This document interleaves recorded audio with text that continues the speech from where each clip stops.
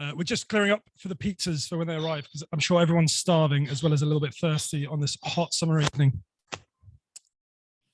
Thank you very much for coming along, and welcome to the June 2022 TypeScript London Meetup. My name's Jar Grinnell. I'm Head of Application Development at Vortexa. Welcome to our premises. You may have figured out that this is not our office. It's looking pretty bare if it is. We're actually based upstairs. But when we started to get all the RSVPs coming through, and it's been a fantastic response, thanks very much, we knew that we needed a bigger place. Right. So it's been great to be able to get this place set up. Welcome.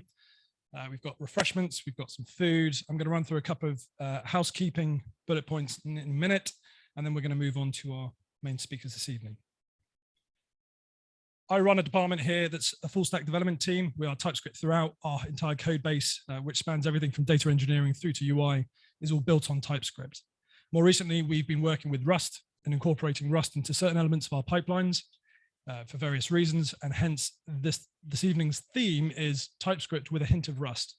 And some of our speakers are going to be talking about the influences that they've seen with Rust and how we brought them into TypeScript. So a little bit of housekeeping first.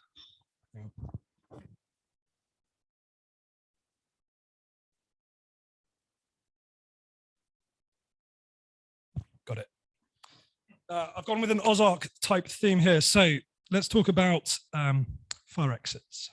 Okay, we've got one over there, the way you came in. There's also one around the corner. Obviously, if anything happens, if you hear a fire alarm, please make an orderly exit, but don't hang about.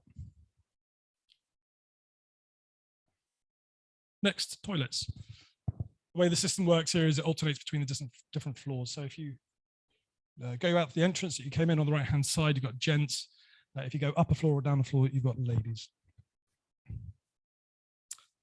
We are filming this. We're actually streaming it. We're then going to put a video of it up online afterwards.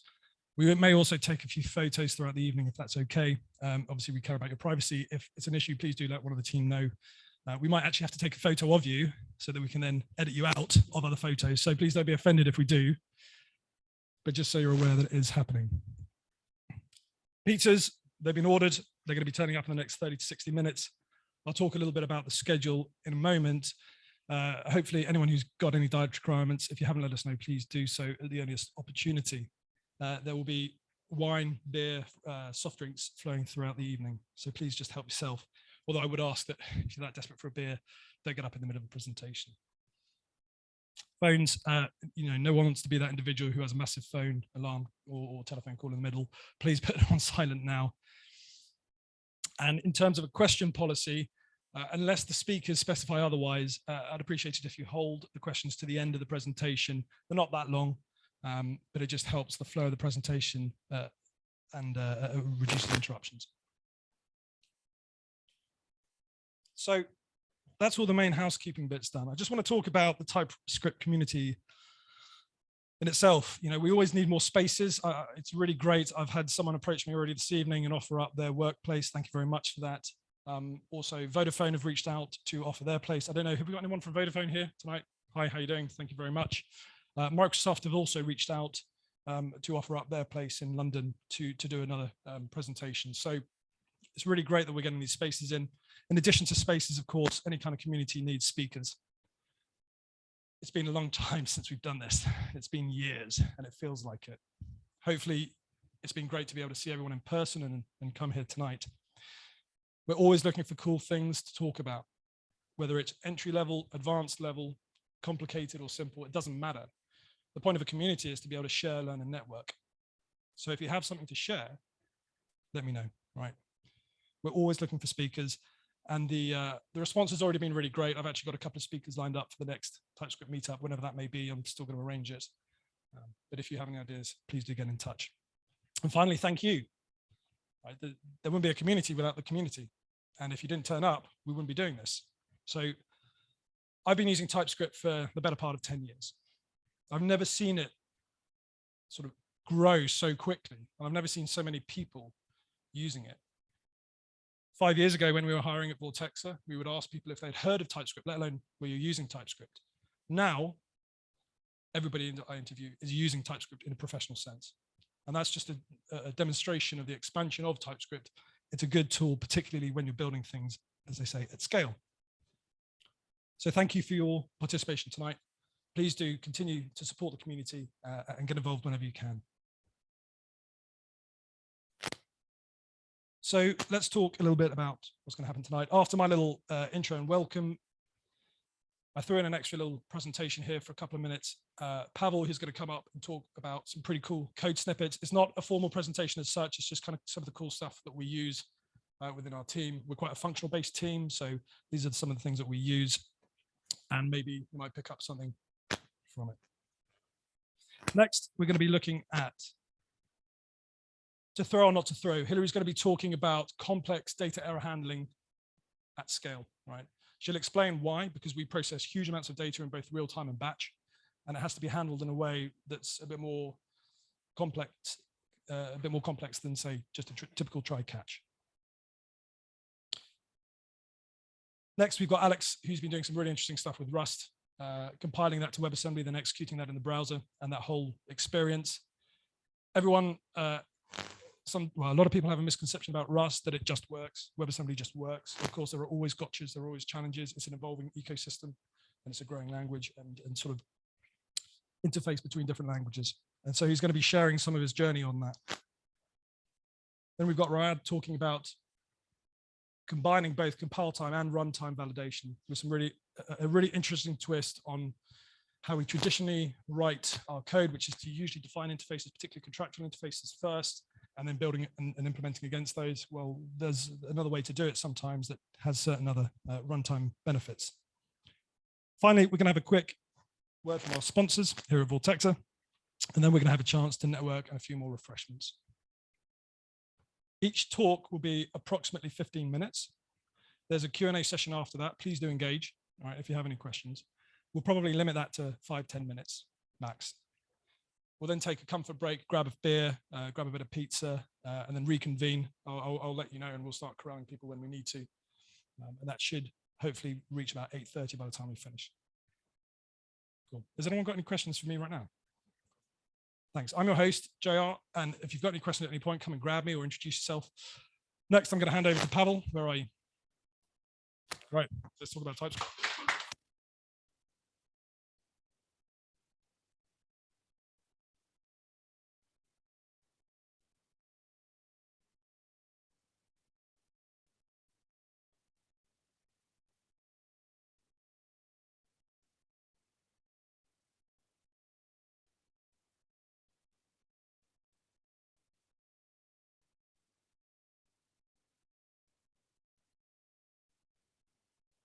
Amazing. Technology works. I've got the pointer. Good afternoon, everyone. My name is Pavel. I am a full stack engineer here at Vortexa, working in the application development team with JR and a few other people that you've seen around here. I'm going to give you a very brief kind of, 5-minute presentation about some of the things that I thought were quite cool, that have come into TypeScript in the last 12 months. It's nothing, to those of you who have used TypeScript in a professional setting, it might not be something that, that's groundbreaking, but I still thought they were quite, interesting additions. So I wanted to start off by kind of talking about what I want to cover today. So I want to show you how I think TypeScript in the modern setting can be quite concise. That's the number one. Number two is precision, obviously, how you can, exactly get the type that you want in given the circumstance that you're operating in. Then I will show you how, the recent addition gets rid of some of the really nasty bugs that you could only find, that you might find out about at runtime, which is not great. And then the last thing I want to show off is how TypeScript can be sort of coaxed into behaving sort of like GraphQL. Not really. It's not a full GraphQL copy, but it does some of the things that GraphQL does. So firstly, I want to kind of, point you to the screen here. So we've got this little function here, shoe factory. So shoe factory is expected to, to produce shoes of different sizes. If you want to be very, very specific about what your function is producing, you could, type it out and just say, I want this shoe factory to produce a large shoe, for instance. And these are the two kind of common ways in which you could do that in TypeScript. So that's sort of, that's been the kind of mainstream way of wrapping those functions so far. Both of them work perfectly. So if you pass in a size to that shoe factory, it will only accept L as the parameter. But with TypeScript 4.7, you can go even further. You can just make it a one-liner. It's quite neat. So that's something that came up quite recently. And for those of you who are real purists and want to give, be as concise as possible, this is probably a great addition to your code base to implement in your arsenal.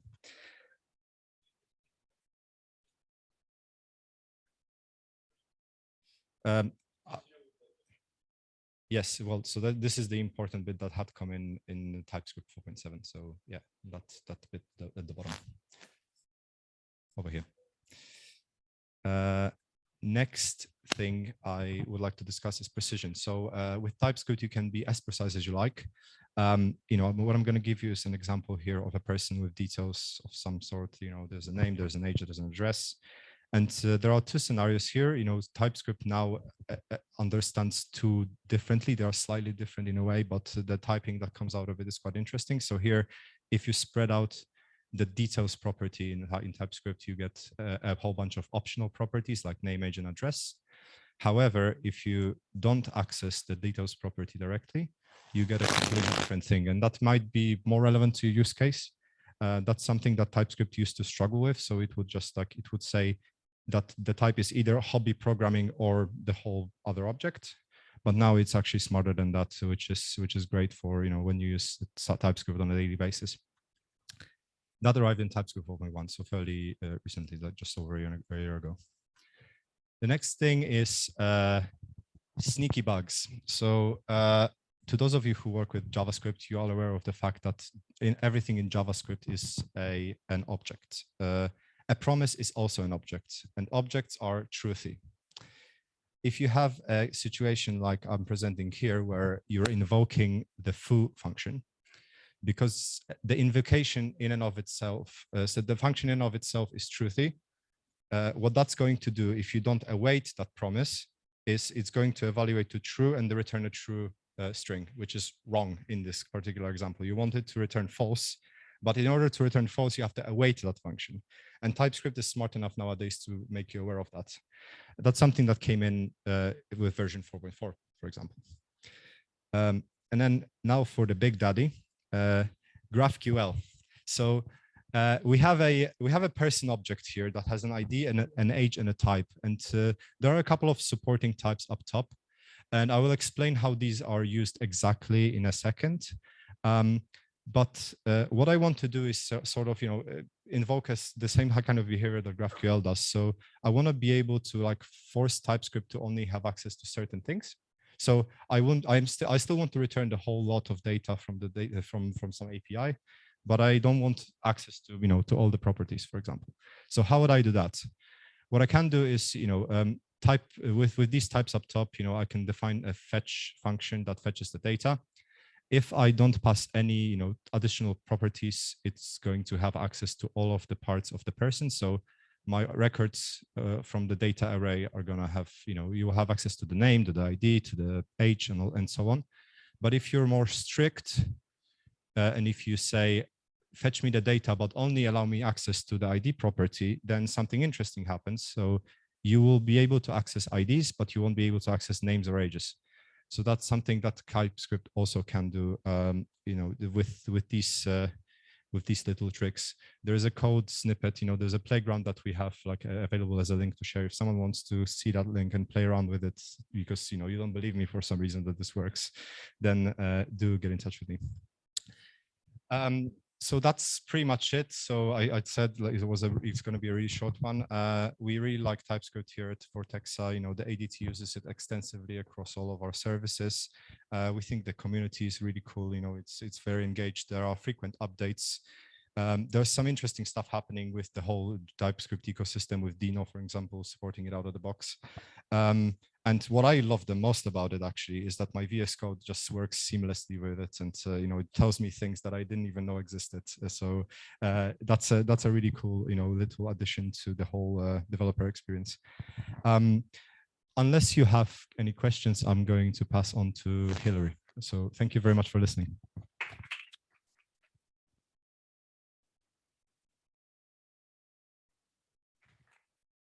we have any questions for Pavel? Other than, is this going to be put up online? And it is. Those slides will be there, so you'll be able to actually read them if you're at the back. Okay. Next up, we've got Hillary. I'll let you prepare for a second. Let's change it and get your slides up. While Hillary's just putting things together, so the last point there that Pavel was making around the select stuff, it's actually really interesting. If you have a little deep dive into that, and we'll provide the link to the playground in sort of the show notes as well.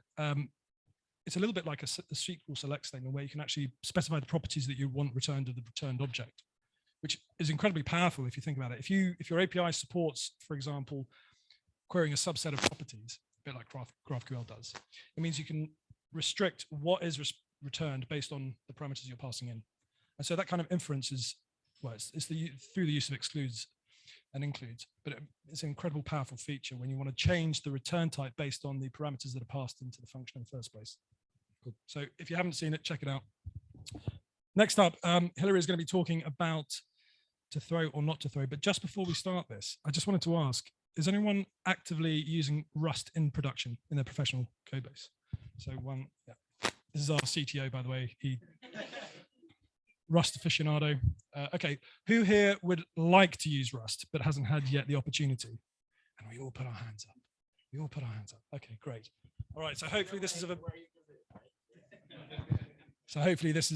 interest. And Rust, super interesting. Perhaps one of the most interesting things is the paradigm shift that it makes you. It's not about speed. It's not about anything like that. There are plenty of languages that are faster than JavaScript in that sense, but it's the paradigm shift of how you work as a developer in order to encode failure into your system. And that's partly what Hillary's going to be talking about. Thanks.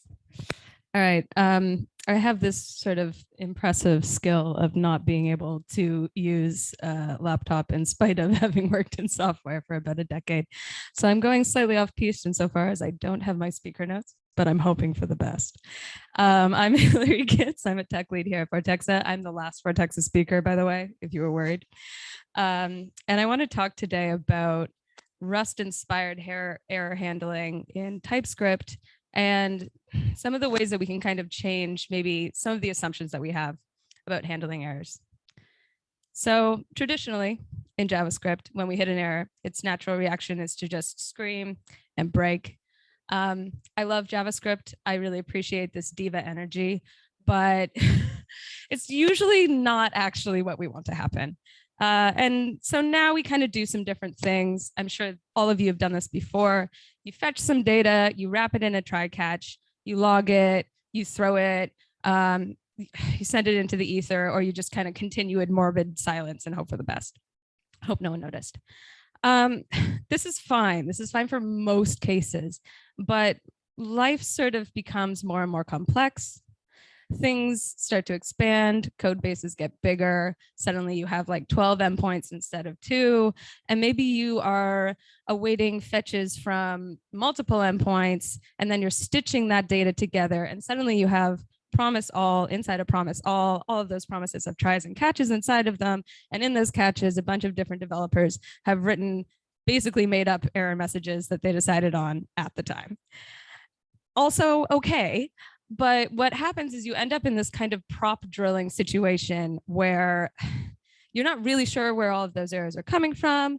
You're not really sure who wrote them, where they are, what those messages really mean. You don't have a lot of continuity between your different messages. And when you're logging, you're just logging them all somewhere. So someday you have an error and you go into your telemetry and there's like a million logs and you don't know what they mean. I feel like we've all been there. If you haven't, you will be soon. So just hold on. This gets kind of increasingly complex where we work because we're dealing with really massive amounts of data. So I think it's something like 1,200 messages a second. And we have a combination of live data and we have batch data. And we're doing things like processing it and publishing it in batches that are running every 2 hours and which are millions of records. And what that means is, say you have something like this. Each of these is a job that is transpiling and saving this record somewhere. And inside each of these little boxes, there is a bunch of try catches and a bunch of promise alls, and you have no idea what's inside them. Fine. It happens. And then one of them breaks. Like someone's little nested promise is like, hey, and the whole thing falls apart. And this job that took an hour to run has now failed because this error has propagated throughout your ecosystem.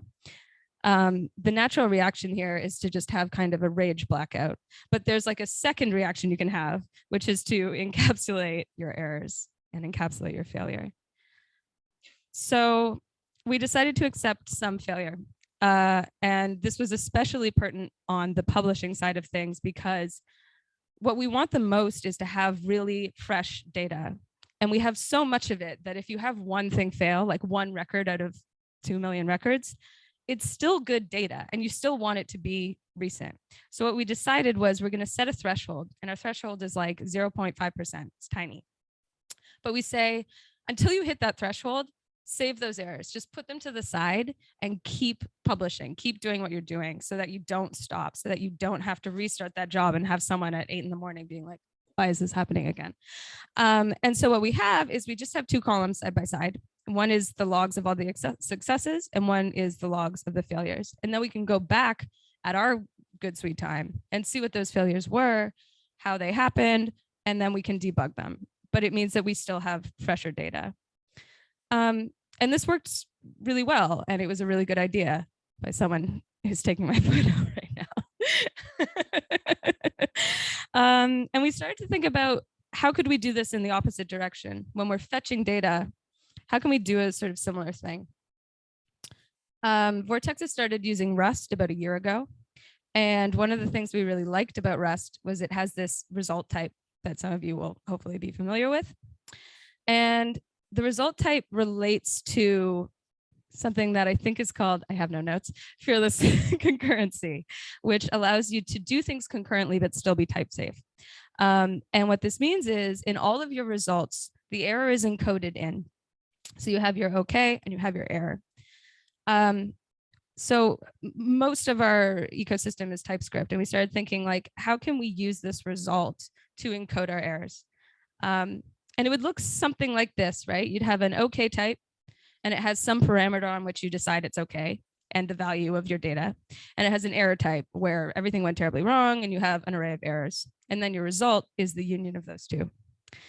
So what you can do is you can wrap all of your API responses in that result. Conveniently, someone wrote this for us. That library is called Never Throw.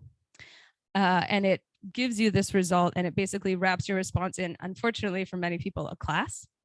But it has very nice methods, and at the end of the day, you won't even know it's a class. You'll completely forget. So this does a lot of nice things for us kind of out of the box. One of these things is you can do something called map error.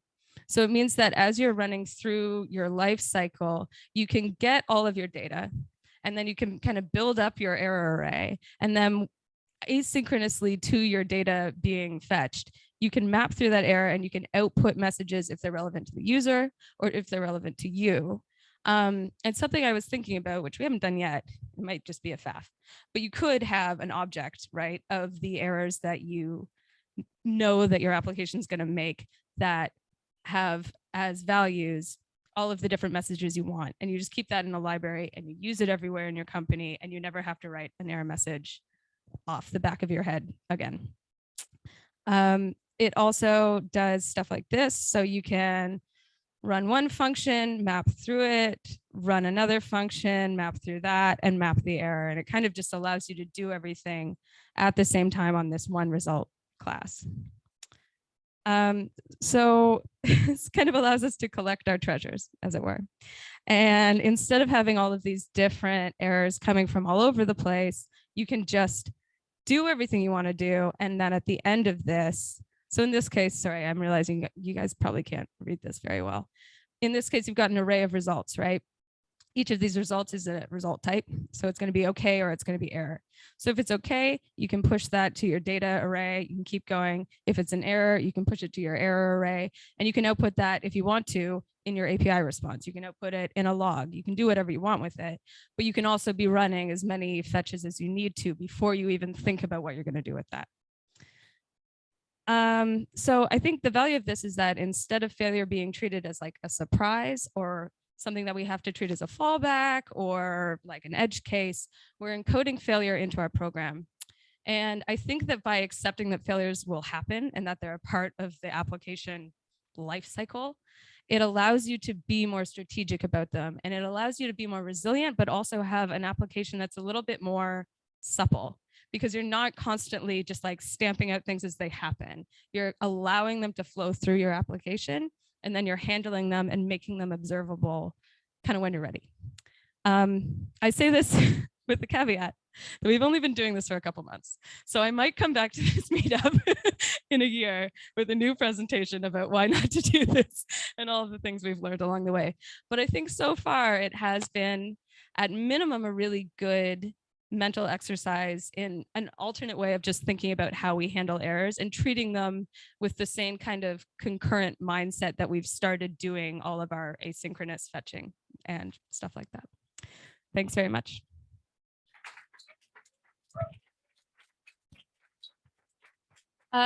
Does anyone have any questions? Amazing. No, I'm joking. If you do have any questions later on, just come find me. I'll be around. Yeah. Yeah. Well, in the case of, oh, sorry. Have you ever had a situation where actually you really want that error to throw and you need to like completely shut the application down? I think we've got a couple. I know that Neverthrow also supports this, and you can say like, by the way, for this response, throw. So you can have that as a condition that you can put in, and it'll bubble it straight up. But yeah, good question.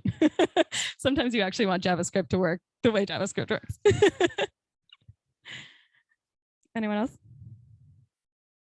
Okay, thanks very much.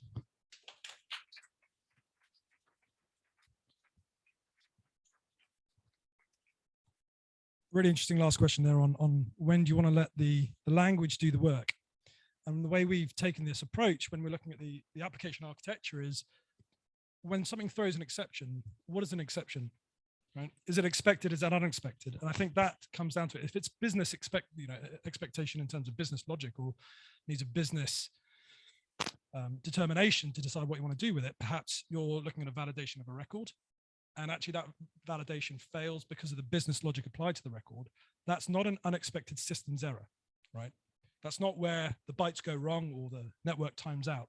So where we use the patterns that Hilary just described is around handling business errors around the data, particularly data quality, as opposed to say, our service can't reach another service. We don't need to necessarily wrap that. Maybe we do actually want the whole thing to blow up. And the way we build all of our services is through isolation and encapsulation. So we use a big service-oriented approach so that things are protected in order to prevent failure propagation, right? So that coupled with self-recovering services allows you to have systems that blow up, they die, and they self-recover, and then it carries on processing. And that's really key to the way we work, because if we had to stop, we have many, many different services. And if every time they blew up or stopped working, we had to have an engineer go in and restart stuff or anything like that, it's not sustainable, it's not scalable, it's not the way we would expect to do stuff nowadays in terms of modern application development, right? So everything, and we do occasionally, when we're doing testing stuff, we had an incident today where we wanted to check whether we had memory leaks in some system. And so what we'd just go in and kill stuff, just blow it up in the pipeline, see what happens, right? And see how resilient the system is. And at the end of that, we basically get a detailed report of what's passed, what's not passed, what's satisfactory, what's not satisfactory. And then we can make some determination over that result set. So for us, it's been really critical to how we build more resilient services. Next, I want to introduce Alex, who's going to be talking about Rust, WebAssembly, and executing that in the browser a little bit more. Super interesting, very hot topic at the moment. Interestingly, has anyone here done any WebAssembly related work? You've written Rust, haven't you? Yeah, so Rust compiled to WebAssembly, executed in Node or the browser? In the browser, okay. Any gotchas around there? Yeah, because it turns out that not everything can compile to WebAssembly. Not everything can run in a browser when you depend on some C library. Well, yeah, exactly.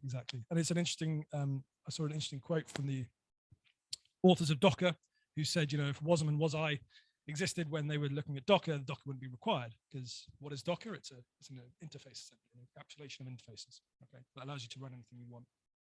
Who else has been doing a bit of WebAssembly? I saw some hands up. Yeah, how have you been using it?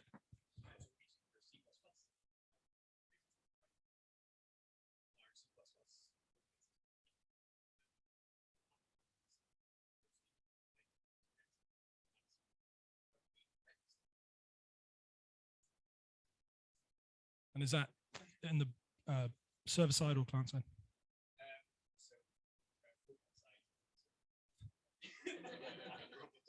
Didn't even, cool.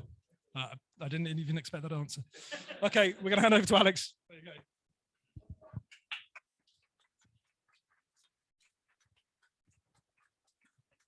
Okay, so this is tentatively called building faster front ends. Hopefully I'll be able to kind of justify that point. My name is Alex, he, him. I write or I maintain a library called async stripe. It is written in Rust, and it is bindings for the Stripe API so that you can take payments and that kind of stuff. And this is a kind of tale about my attempt to bring this to the browser for absolutely no reason whatsoever. It's interesting, I guess. If you want to have a look, you can go and have a look at payments.rs.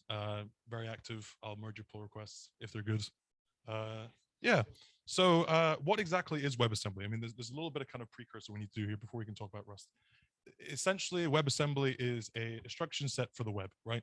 When you run software, at the end of the day, it gets through whatever means, either interpreted or whatever. It ends up as actual instructions on your actual CPU. And it just turns out the JavaScript, it takes a lot of work to take running JavaScript code and convert that into what actually executes on your machine.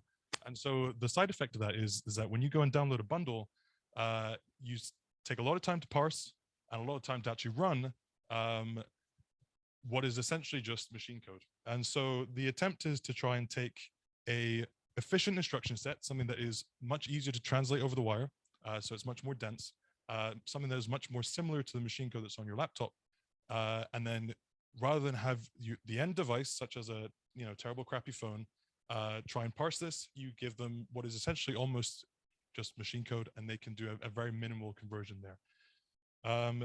Some of you may be familiar with this screen. This is the profiling screen in Google Chrome. And if you can see the black dotted line there, that massive chunk, it's about 300 milliseconds, is the parse time for a fairly minimal JavaScript bundle. This is the stuff I work on at work. We do a pretty good job code splitting. That is the bare minimum you need to run a fairly basic application. And so between the first paint, which is this kind of green dotted line here, and when you can actually use the application, which is this kind of, the actual screenshots there, you're talking about 600-700 milliseconds. And that's not really that uncommon. And like 700 milliseconds doesn't sound like a lot, but it's very easy to have your bundle end up getting towards megabytes or multiple megabytes if you're not careful. And so that can grow fast. On top of that, on top of kind of optimizing the delivery method, there was a kind of, somebody mentioned earlier, using WebAssembly on the server side. Some people kind of call it like the universal virtual machine. So rather than targeting a Docker image and bundling all your stuff into some massive 100 megabyte thing, you can have all of your required services in this kind of runtime and only ship your precise code, which, if you imagine these days, fairly modern application, you might be running Lambdas, you might be in the cloud somewhere. Cold start times in JavaScript and Python are huge. Even just starting the virtual machine is at least for what people expect, quite high. If you imagine that 700 millisecond block, trying to reduce that as much as possible. If you add 100 or 200 milliseconds just waiting to start up your VM, that can have a huge effect on execution times. So that's another option. People have been trying to push this and use it for server-side stuff. So yeah, let's just try and take JavaScript and just, we'll just run it through some compiler. Let's put it on WebAssembly. This is terrifying. The reason it's terrifying, has anybody come across eval before? Yeah, eval is a function that takes arbitrary JavaScript code, parses it, executes it, converts it to machine code, which means if I wanted to go and, ship a pre-compiled JavaScript binary, I would also have to ship an entire parser, an entire, JavaScript VM, which to me just sounds like you should just run it on the VM on your machine anyways, right? There is a subset of JavaScript that gets rid of all these kind of dynamic features. You might have heard of it. It's called ASM.js. And it is significantly faster, but you are very limited in the types or the API surface area, I guess. But there are plenty of languages that are good at this stuff, right? Languages that are designed from the get-go to be able to be compiled directly to machine code for whatever architecture. And you can tell by the theme of this talk that we're going to focus on precisely one of them, which is Rust. I'll try and gloss over quickly because I don't have a huge amount of time. but there are a number of things that Rust is very, very good at, particularly when we're talking about WebAssembly, right? WebAssembly can be used because it's so close to the native machine code, it's typically a lot faster than JavaScript. And Rust is an interesting language because it lets you kind of pick how high or low in the ecosystem you want to go.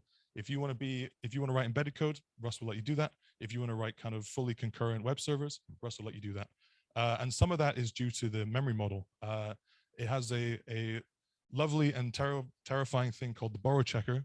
And this thing makes sure that you will never ever have memory leaks. Well, you can have memory leaks, but you are much less likely to have memory leaks, buffer overflows.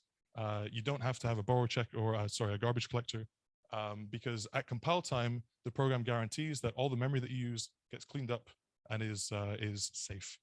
Additionally, the tooling, particularly like the macros, linting, formatting, that kind of stuff is excellent.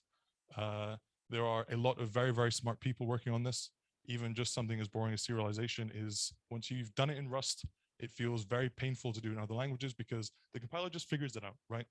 And actually, another honorable mention, there's a very cool library called SQLX, which will do compile time validation of your SQL queries and the conversion into types and do all the type checking for you while you write the query. So if you are missing a field from your SQL query, it'll tell you before it even lets you compile the code, which is incredible.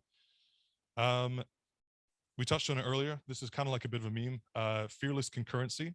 Essentially what this boils down to is that because you have this extremely kind of persnickety compiler, it doesn't let you have multiple mutable references to the same piece of data at the same time. And what that means in practice is that I can guarantee if I'm allowed to modify this, that nowhere else in the program is allowed to do it. And of course, there are synchronization primitives like mutexes and stuff if you need them. But as opposed to C and C++, where that is the first tool you have, in Rust, it's really just an addition. And so there is a large amount of concurrent or parallel workflows that you can do in Rust that you can do without having to think about synchronization at all, which is amazing. Compiler diagnostics, just today, Stack Overflow announced that that Rust is the most loved language 7 years in a row. And the most loved feature in the most loved language is the compiler.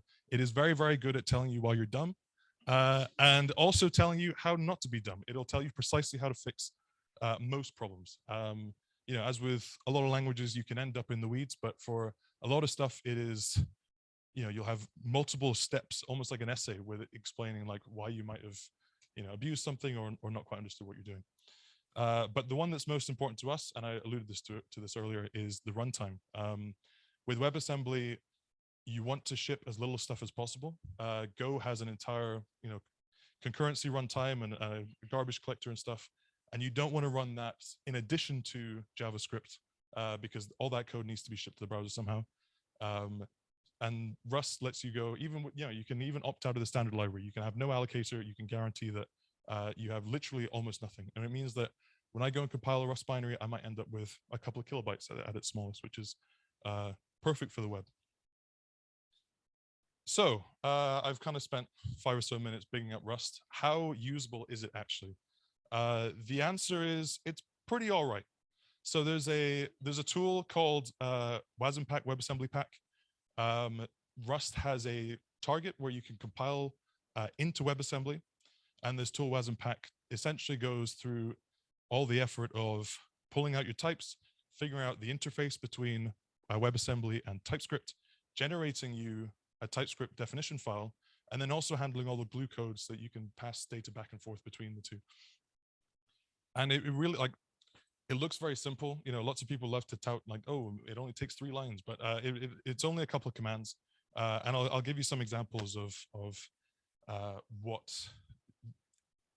decent code looks like. Now I realize this might be a little bit small, so I'll try and point out as I can here.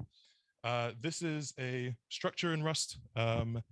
These get compiled into classes in TypeScript. And it actually is, the class isn't being stored in JavaScript land. It's essentially providing you with functions to access data in WebAssembly. So all your data is still being stored inside the WebAssembly memory arena. But you can go and, you know, define a struct You can create a constructor. You can create functions that operate over it. And what you get out is a class with a regular TypeScript constructor. You get some basic functions, and for the most part, it kind of just works. You know, I can do distance, new point, XY, new point, XY, and I get a JavaScript number back, which is cool. I mean, it works. Not only that, there's a great command you can do wasm-pack publish, and this will just go and create you an npm package, uploads it straight there. I was surprised. I actually didn't want to upload one. I was just testing it, and it just worked. So, but there are some pitfalls. Luckily, these are only really problems if you are working with fairly mature existing Rust projects like I was. The whole goal was to take an already existing library, async stripe, and see what is the bare minimum to do to convert this fairly ergonomic kind of idiomatic Rust library to be able to use in the web. And there's a couple of kind of rough bits. One of the main examples is like type incompatibilities or inelegancies. JavaScript doesn't really have a native way of representing enums, or sorry, type like tagged unions. You can emulate this with TypeScript, and you can have it kind of verify that you're not abusing this. But at the end of the day, like we mentioned earlier, it's all just an object, right? So it's not that it doesn't work. It's that right now, wasm bindgen hasn't really figured out the best way to do it. Essentially, what will probably happen is just a TypeScript union. But then you have to start doing runtime checks to make sure that the data you were given is even a valid union at all. So it's a kind of minefield, right? There is, as part of the memory model, we were talking about not having to have a garbage collector. Rust has this concept of lifetimes, which means that I can let you borrow my data on the, either mutably or immutably, and which means that, like, rather than you having an entire copy of it like you would in JavaScript, if you were to put a string into a structure, well, I suppose it, or strings are immutable, but the data would be essentially copied across, and there's nothing stopping you from changing that data. Whereas in Rust, you have this concept where I can give you a read-only access to it, and I still own the data. It's still, my memory. I just give you a pointer to it, and obviously that concept doesn't exist in JavaScript, so you just can't do it, essentially. Another kind of interesting point, this took me a while to really understand why, but it kind of makes sense in retrospect. Generic functions. So in TypeScript, the generics are really kind of just a lie. Like, they exist on the type level, but as soon as your code runs, as soon as the types get stripped out, they don't exist, right? In Rust, they do exist. And every time you call a generic function, what happens is the compiler essentially stamps out a new copy of that function specifically for the type of data that you're using in that function. And because we're just publishing this library, we don't know ahead of time what types of JavaScript data you're going to be giving to us. And so we can't figure out really which copies of this generic function we want to stamp out. And then another interesting one at the end as well, you'll notice on the previous slide, there's this kind of conspicuous looking free function here. JavaScript doesn't have this no GC guarantee. And so it's up to you to make sure that you go and free your memory. Otherwise, it'll sit around forever, which is terrifying. But there's really no other option. But the solution to all this is to take your kind of nice Rust API and wrap it in a more convenient JavaScript one. So we have, for example, a basic client. A client receives a generic parameter for a type of action you want to do, like fetch a list of customers. And depending on the request you give it, the return type of the data will change. So it's a generic function. We obviously can't do this. So we might go and write individual functions for customers, for charges, for X, Y, or Z. And don't get me wrong, all this Rust code is fine within Rust. The limitation is essentially the boundaries of your program. It's how JavaScript interacts with it. So I have prepared a demo. There's also a link here to the actual npm package. Oh, it's not letting me. Let me click on this. So you can download it. You can have a look. You'll notice something interesting here. The size of this is over 1 megabyte. The reasoning for this is, if you imagine these days, if you weren't using Webpack or something, and you just downloaded React or Lodash from a CDN, you'd be getting way, way, way more code than you actually needed, right? And it's a similar analogy here, right? When we ship this WebAssembly binary, we don't know which parts of the API you're going to use. And so we have to give you everything. If you were to use this yourself, you could write your business logic in Rust, depend on async stripe, and it would only end up shipping the specific parts of the library that you end up using in your binary. And so you could create a WebAssembly library that uses async stripe, but only includes the subsets that you actually need. So all I have to say, this entire talk was useless, but the mechanism though, like, it's to be expected, right? You don't download stuff from CDNs these days. That's basically for like playgrounds and that type of thing. So I'm going to go and launch this. I've going to set up a I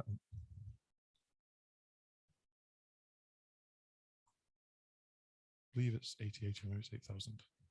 Yeah.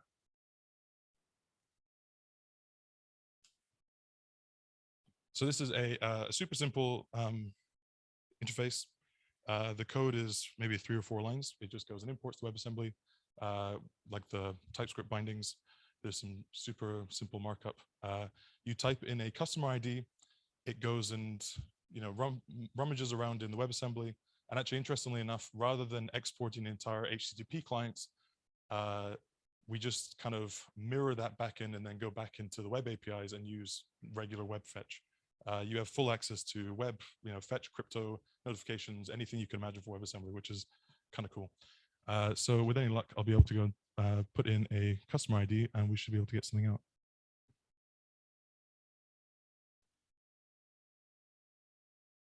Here's one I prepared earlier.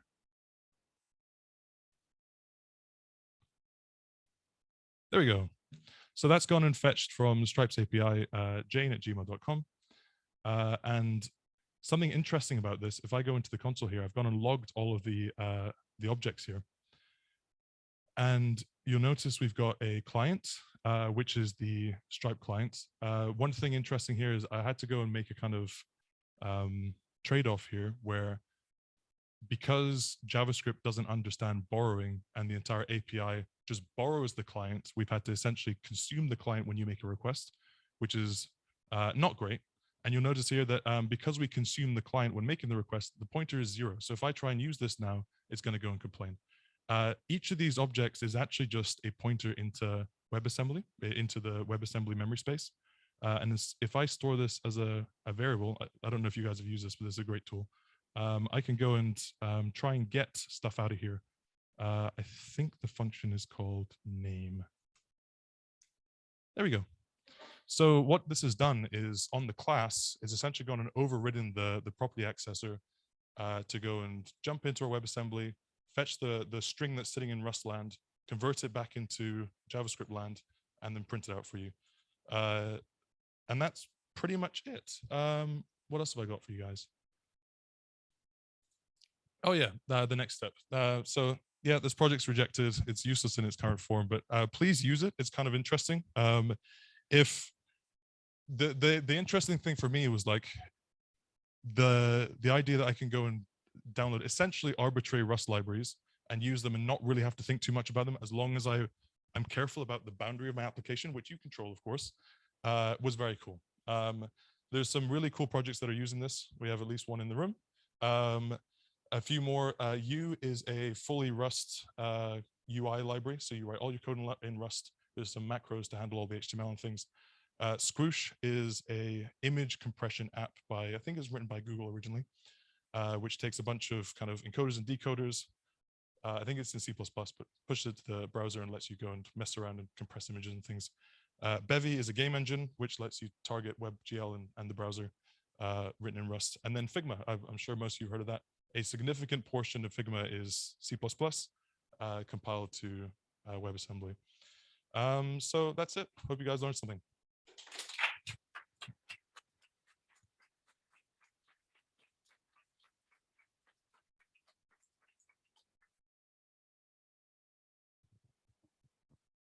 Anyone have any questions? Go for it.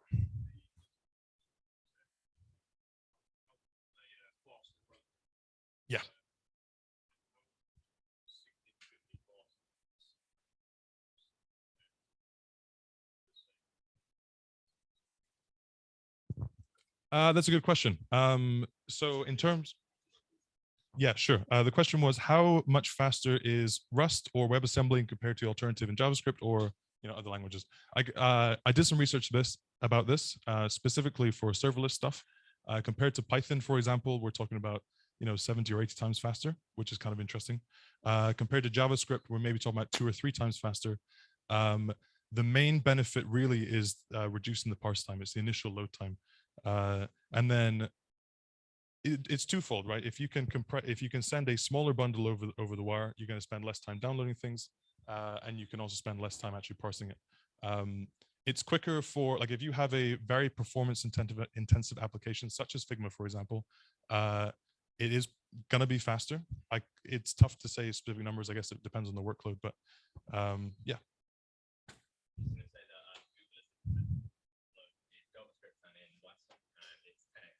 Really?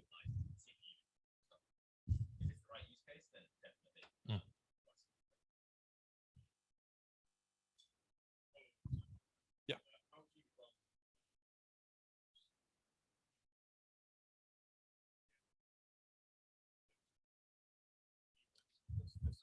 He doesn't work here. No. But I can answer that one if you like. So we use it. We have a number of node-based data engineering pipelines, and actually our primary use case for using Rust was because we were dealing with Parquet file formats. And to be honest, Parquet file format support in Node is bad, to say the least. Right? I mean, we tried all of them, and none of them really worked.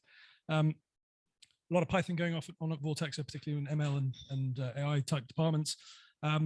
What we wanted to do was focus on not so much Python, but Rust, see how that goes. And so we're using it, we're executing in Node, right? Now, when we first built it, we actually couldn't end up compiling it to WebAssembly because there was some problems with one of the compression libraries, and it's to do with C libraries, and that can target WebAssembly. That's changed actually now. That's changed, and we've got to update it. So we ended up falling back to, what were the other bindings? We had some other bindings, neon bindings. All right. So we use that a little bit, although we prefer WebAssembly. So we're executing it on the server side predominantly in order to either improve interpolation with some of the file formats we're using. We're also going to be incorporating more into some of our transformation pipelines because, I tend to not focus on performance first, right? Correctness, the ability for developers to build and maintain applications is often more important than the raw performance. And it's interesting, the questions about the speed of Rust versus JavaScript, the number of conversations I've heard in my career about, oh, you've got to adopt this language because it's faster. Yeah, it's great. And then you're bound by IO, right? And things don't travel over the wire quickly. So you spend all this time investing in one language that's super, super quick. And then you find out that it makes a 1% difference. So for us, the reasons of using Rust in this particular case was because of the file format. And we have actually reached some points where we just need some raw performance. And Rust for us, I feel that Rust and TypeScript are a natural combination. They go very well together. There's a lot of good interoperability between them. So when we wanted to decide on, that crucial decision of we actually do need to improve some of the performance, do we go with C++? Well, we got Rust, and that works for us really well. Yeah, I guess my question is about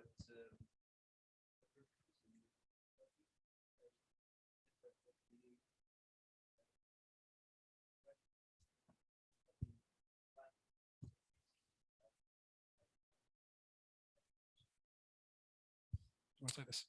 So with wasn't BindGen, WebAssembly is just a target, right? I can take this same binary and compile it to Rust, and I can run it on my machine, and I can write tests, in my kind of local normal Rust testing, right?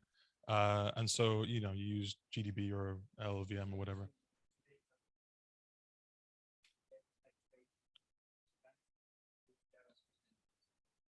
I don't believe so. I mean, yeah, it is still quite immature. For a lot of cases, it works, and like if testing everything on the Rust side is good enough, then that's great. But yeah, trying to get traces across both sides is probably going to be quite an interesting problem.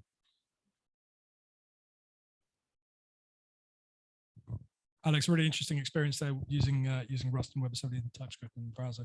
Anyone else got any other questions? Oh, our in-house Rust principal engineer. okay, just some comments to add, which probably going to contradict a lot what JR says, but Sorry about that. No, because we have different departments in Vortex and we have quite different focuses. There's departments working on AI and machine learning. There's a lot of data ingestion work we do and lots of processing that we do with high volumes of data. And of course, it's not all connected to the front end and Node and interacting with our APIs. So some of this is back-end crunching and some of this isn't WebAssembly. And I realize that this is a talk about JavaScript and WebAssembly. So we have done some targeted integrations between Rust and Java and Python, just where we actually found that we actually had performance bottlenecks. And because the memory model and the threading is so excellent in Rust, we can scale across many cores doing number crunching and everything. For certain very specific use cases, we can find factors of several hundred-fold in speed increases. And that's not, it's because it's doing some magic. I mean, one language isn't just magically hundreds of times faster. It's because we can leverage the hardware resources that are present, and we can actually like saturate those cores and really have a compute engine. One thing interesting I found when I was doing some integration work with like Python Rust, and I should emphasize this is native code compiling to x86. It's not using WebAssembly at all. There are tools where you can actually get complete stack traces. You can see what's going cross language. You can trace your Python calls through their interop library straight into Rust, and you can actually see what's going on. So you can do some quite sophisticated debugging. And yeah, we find it very valuable here. So the Rust story here, it's actually been going on about 5 years, but we keep quiet about it. Thanks, Ed. Thanks very much, Alex. Really interesting.